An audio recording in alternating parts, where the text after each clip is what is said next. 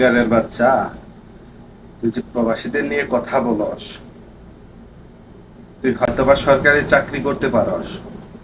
প্রবাসীরা যদি 2 থেকে 3টা মাস বাংলাদেশের টাকা পাঠানো বন্ধ করে দেয়, তাহলে তোর বেতন আসবে কোথা থেকে? তোদের দেশে তো টাকাই থাকবে না, তো বেতন আসবে কোথা থেকে? আর তুই সেই প্রবাসীদের নিয়ে কথা বলস। আরে প্রবাসীরা এক একটা স্বর্ণের টুকরা, আর তোরা হচ্ছ জানোয়ারের বাচ্চা। কারণ তোদের জানোয়ারের বাচ্চা বলার কারণ কি জানস?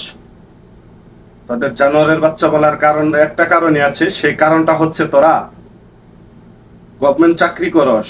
তোদের কাছে যদি বাংলার জনগণ একটা কাজের জন্য যায়, 1 ঘন্টার কাজ তোরা লাগায় দেশ 1 সপ্তাহ। কি কারণে? যাতে তোরা ঘুষ খাইতে পারস।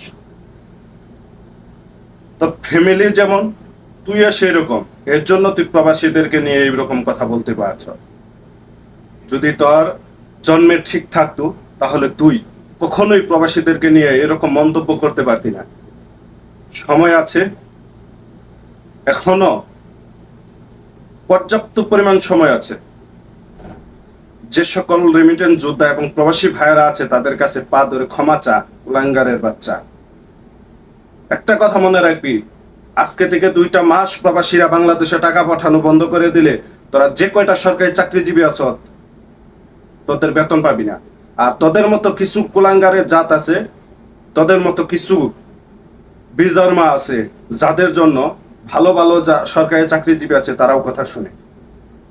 কারণ হচ্ছে, বিগত দিনে আমাদেরকে জ্বালাইছে পুলিশ, তখন 10 জন পুলিশ খারাপ করলে আমরা 100 জনকে খারাপ বলছি।